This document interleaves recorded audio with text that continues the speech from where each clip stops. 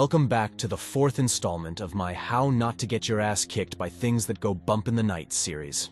If you're still with us after the first 3 guides, give yourself a pat on the back. You've either got the luck of the devil or you're just plain stubborn. Both excellent traits when dealing with the world of the supernatural.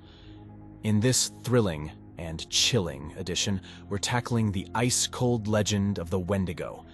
Yes, friends, we're venturing into the lore of these fearsome creatures known for their delightful and rather unsavory appetite for human flesh. Now, I know some of you are probably thinking, Wendigos? Aren't those just old campfire stories? To that, I'd respond, are you willing to bet your life on it, champ? Because, let's face it, being dinner for a supernatural being sounds like a pretty crappy way to go. Now, let's lay down some ground rules. First, don't be a hero. If you try to arm wrestle a Wendigo based on my advice, that's on you, buddy. Second, there's going to be cursing. A lot. Because when you're dealing with creatures that mimic human voices to lure you into their icy grasp, gosh darn just doesn't have the right punch. Listen up, because I'm about to drop some ice-cold wisdom on your unsuspecting heads. We're kicking off our Wendigo survival guide with the most crucial tip. Always go after the Wendigo's frozen heart. I'm not talking about a metaphorical, he just needs a hug, heart. We're dealing with a literal block of ice, masquerading as a heart in these chilly bastards. Now, I know what you're thinking. But how the hell am I supposed to get close enough to Olaf on steroids without becoming a human popsicle? Fair question, my frostbitten friends. Here's the deal.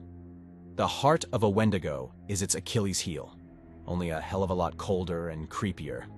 Legends say that destroying this frigid ticker not only kills the Wendigo, but also releases the trapped human soul inside. Yeah, it's like a 2-for-1 special in the supernatural murder department. You'll need a weapon, and not just any weapon. Think silver, like werewolf movie silver. A silver stake, a blade, or if you're feeling extra cowboyish, a silver bullet. Why silver? Beats me. The point is, you have to stab or shoot that icy heart like you're in a twisted game of Operation. And let's be real, missing the heart and hitting a lung won't do shit. Except maybe piss off Frosty the Snow Demon even more. But hey, don't go thinking you can just stroll up to a Wendigo, ask it to say ah, and then bam, heart surgery time. These are Wendigos, not teddy bears at a tea party. They're fast, deadly, and not known for their patience. You need a plan, preferably one that involves not dying. Some folks believe fire can melt the heart, but good luck getting a Wendigo to sit still for a cozy campfire session. It's like trying to toast marshmallows in a hurricane. So, silver is your go-to. Think of it as the world's most bizarre Valentine's gift. Here's my heart, stabbed with silver. Romantic, right? Remember, this is just the first step. Killing a Wendigo is like trying to cancel your internet service over the phone. A long, painful process with multiple steps. But hey, one problem at a time. Shit's about to get real.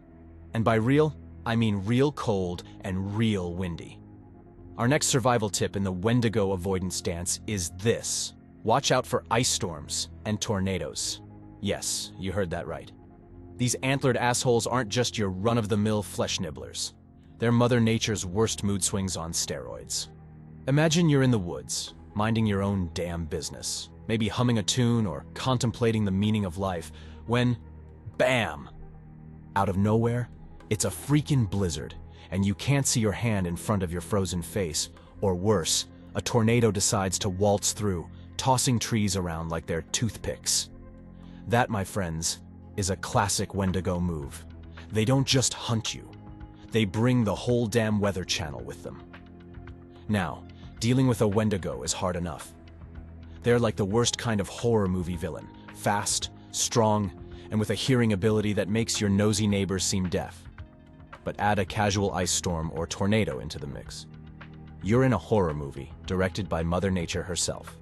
So what do? First off, don't panic. I know. Easier said than done when you're in a snow globe of doom or a whirlwind of death. But panicking is like sending a VIP invitation to the Wendigo. Hey, come eat me. I'm disoriented and tasty. Instead, keep your cool. Metaphorically speaking, of course. If it's a storm, find shelter. And I don't mean a flimsy tent that'll fly away faster than your hopes and dreams. I mean a solid, grounded shelter. A cave, a cabin, even a sturdy car. Something that gives the metaphorical finger to the weather. For tornadoes, it's trickier. You can't exactly fight off a tornado. Your best bet is to find a low spot, like a ditch, and hunker down. Cover your head, protect your neck, and pray to whatever deity you believe in. Surviving a Wendigo isn't just about fighting the creature. It's about surviving their home turf in some of the most batshit crazy weather you can imagine. So next time you're out in the woods and the weather goes haywire, don't just shrug it off. It might be a Wendigo's idea of a pre-dinner show. And remember, when in doubt, find shelter and curse creatively. It won't stop a Wendigo, but it might make you feel better. All right, you absolute legends. You've somehow managed to shish kebab the frozen heart of a Wendigo with your fancy silver weaponry. Kudos.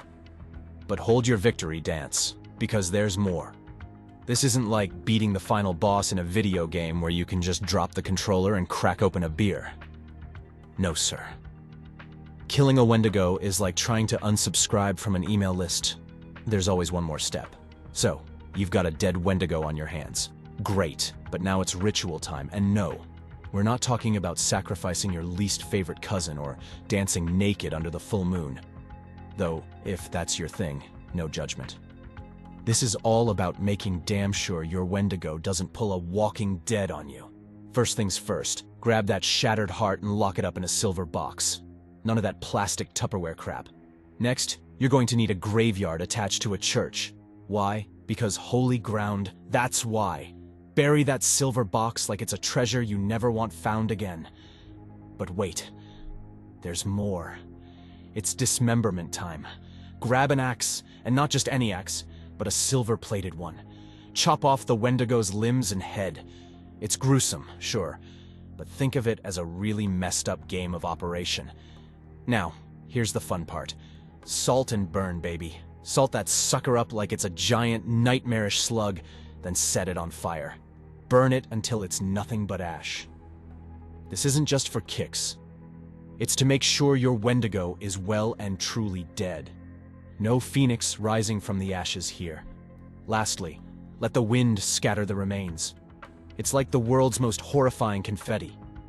You want those ashes spread far and wide, so there's no chance of reassembly. Think of it as ensuring that your Wendigo doesn't get any ideas about coming back for a sequel. And there you have it. The Wendigo's dead.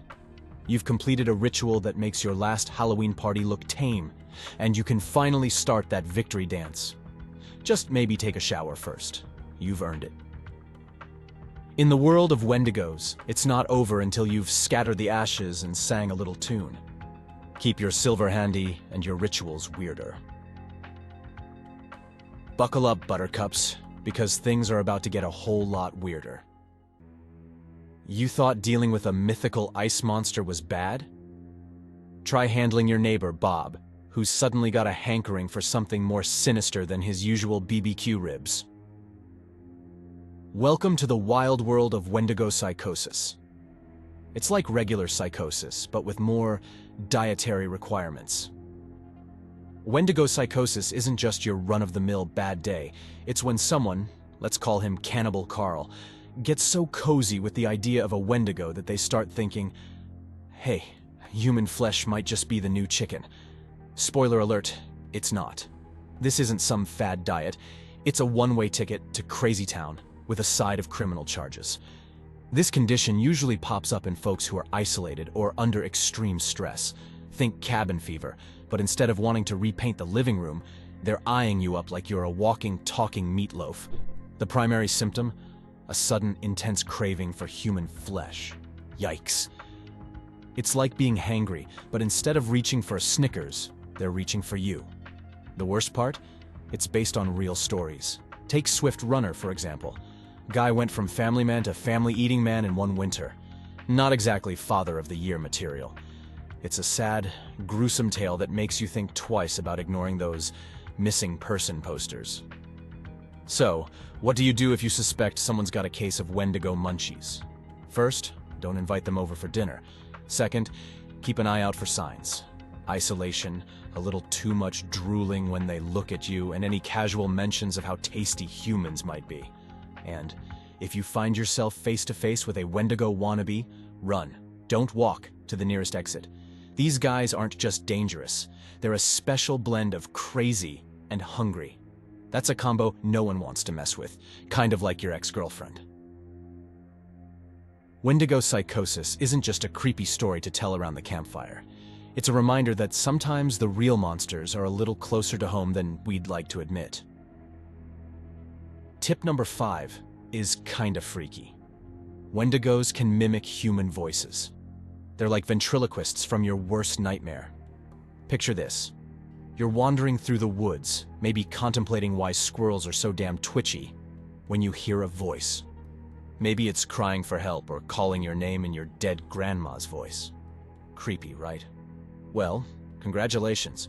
You might just be in a Wendigo's candid camera episode. These crafty critters use their voice trickery to lure you in. It's like those spam emails promising you a fortune. It sounds good until you realize you're the main course in a Wendigo feast. So, the next time you hear a distant "help me" echoing through the trees, don't just spring into action like some woodland superhero. Stop, think, and remember this guide. But what if it's a real person, you ask? Well, that's the Wendigo's favorite game. Human or not. It's a high-stakes quiz where the prize is not getting eaten. If you must investigate, proceed with extreme caution, like tiptoeing past your sleeping cat kind of caution. Remember, Wendigos are cunning. They're not just growling monsters. They're growling monsters with a knack for impersonations. So, if you hear something human out there in the wild, it's probably not your lucky day. It's more like you stumbled into a twisted version of America's Got Talent, where the contestants want to turn you into a human kebab. So, what's the moral of this freaky fable? Trust no one. Or, more accurately, trust no voice when you're in Wendigo territory. Keep your ears open, your skepticism high, and maybe carry a recording of your least favorite politician's speeches. Even Wendigos have standards. Tip number 6 is a real kick in the pants. Simply stepping indoors won't save your ass from a Wendigo. That's right, locking your doors and hiding under the bed is about as effective as using a paper umbrella in a hurricane. You might think, hey, I'm safe in my cozy cabin with my hot cocoa and Netflix. Wrong. These aren't your average boogeymen. They're like supernatural Navy SEALs. Wendigos don't just knock. They invite themselves in with the finesse of a wrecking ball. They're known for their smarts and manual dexterity, which apparently includes doorknob operations. Who knew? Imagine you're chilling indoors and you hear a knock. You peek through the peephole and see nothing. Weird, you think. Before you know it, your living room is hosting an unexpected and very unwelcome guest. So what do you do when even the safety of 4 walls and a roof is a joke to a Wendigo? First, don't rely on standard home security. Those creaky floorboards and flimsy locks might as well be a welcome mat. Second, improvise. If Home Alone has taught us anything, it's that creativity in home defense can go a long way. Not that I'm advising swinging paint cans at Wendigos, but you get the gist. And if you think hiding is a good idea, think again. These creatures are like the worst game of hide-and-seek ever. They're not just hunting you, they're toying with you. It's their version of entertainment, like watching reality TV, but you're the star. Tip number 7 in our Don't Get Munched by a Wendigo series is all about the power of fire. It's time to turn up the heat because, believe it or not, Wendigos are about as fond of fire as a vampire is of a tanning bed. So, you're out there in the wild, possibly freezing your nuts off, and there's a Wendigo on the prowl. What's your best move? Light a bonfire that would make a Boy Scout proud. Wendigos, for all their terrifying glory, seem to have a bit of a phobia when it comes to flames. Maybe they had a bad experience with a birthday cake as a child, who knows? Now, keeping a fire burning is more than just striking a match and watching the pretty flames. It's an art, a science, and your ticket to not being the main course at a Wendigo feast. This isn't just about warmth and light. It's about setting boundaries. Fiery, toasty boundaries. When camping in potential Wendigo country, your campfire is your best friend, confidant, and guardian angel wrapped up in one fiery package. You want to keep that blaze roaring like it's the climax of a dramatic movie. Let that fire crackle, pop, and send sparks flying like it's trying to signal aliens. But the fire isn't just a physical barrier. It's a mental one too. There's something about a good fire that makes humans feel safe, secure, and a little bit badass. It's like telling the Wendigo, "Hey, I've got fire on my side, what have you got, you fucking amateur?" However, let's not get too cocky here. A fire might be a great Wendigo repellent, but it's not a 100% guarantee. These creatures are cunning and persistent, and they might just wait out your little bonfire party, or summon a wild tornado. So, while you're enjoying the warmth, keep one eye on the shadows. You never know when Frosty the Cannibal might decide to crash your campfire. So, when in Wendigo territory, keep those fires burning bright and hot. It's like setting up a "No Wendigos Allowed" sign in fiery neon lights. And if all else fails, at least you'll be toasty warm while contemplating your potential demise. P.S. Watch out for tornadoes. I cannot stress that enough. Tip number 8 is about mastering the art of stealth. Because let's face it, when you're up against a creature that can sniff out fear and hear a pin drop in a snowstorm, your best bet is to become a ninja of the woods. Stealth in Wendigo country is like playing hide-and-seek with death itself. You want to move through the woods quieter than a mouse on tiptoe. This means watching where you step, no snapping twigs or crunching leaves. Think of it as trying to sneak into the kitchen at 2 a.m. for a snack without waking your parents for the 3rd time this week. But it's not just about being quiet.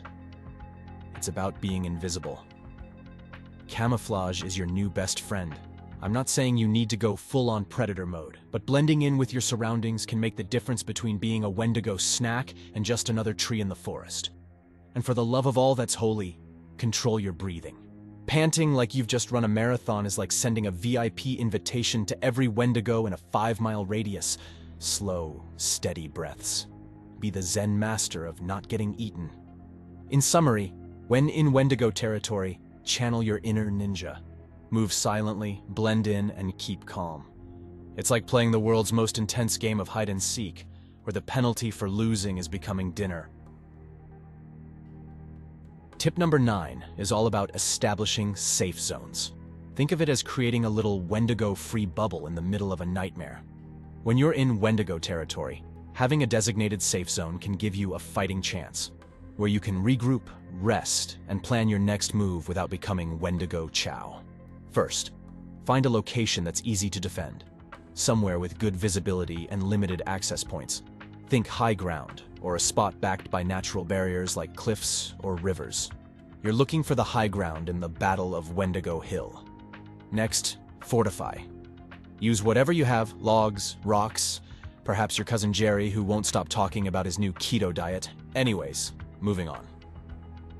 Create barriers that make it difficult for anything, especially a Wendigo, to surprise you. And let's not forget about early warning systems. Set up tripwires with cans, or even better, something that makes a hell of a racket. You want to know if something's trying to crash your anti-Wendigo party. Your safe zone is also your base of operations. Stock it with supplies, food, water, first aid, and maybe a stash of those silver bullets or stakes you've been hoarding. Treat it like your personal fortress of solitude, with less ice and more survival gear. We've reached the grand finale of our Wendigo evasion tips. Tip number 10 is crucial. Always have an exit strategy. This isn't just about having a plan B. It's about having plans C through Z, because in the world of Wendigos, shit hits the fan faster than you can say, frozen flesh eater. Think of it like being at a party where the host turns out to be a psycho killer. You don't just stand there commenting on the decor. You find the nearest window, door, or doggy door to make your grand escape. Map out potential escape routes in your mind. Know where the nearest climbable tree is, the quickest way to a river, or how to dash to that safe zone you cleverly set up. And let's be real. Sometimes, running is the best option. Wendigos might be fast, but your goal isn't to outrun them indefinitely. It's to outsmart them long enough to get to safety. It's like being in a horror movie. Don't trip, don't fall, and for heaven's sake, don't go back to check if the monster is really dead.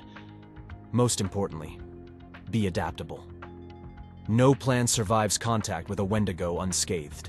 If Plan A falls apart, switch to Plan B with the grace of a gazelle on Red Bull.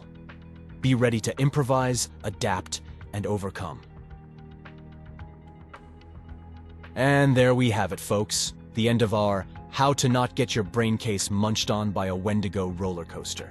A ride which I'm sure none of us had tickets for, but enjoyed anyway. We've danced through the snowflakes of danger, tiptoed around the icy jaws of doom, and somehow, miraculously, avoided becoming Wendigo whoppers. Keep those fires blazing, your silver shiny. And the next time you hear something go bump in the night, just chuckle, roll your eyes and say, "Nice try, ugly, but I read the guide." Stay frosty, and above all, stay the hell away from any creature that looks like it skipped a few thousand meals. Remember, folks, in the grand poker game of life, sometimes the best hand you can play is a hearty laugh and a hefty dose of skepticism. Catch you next time, where we might tackle something even crazier. Demons doing yoga. Anyone? Stay tuned.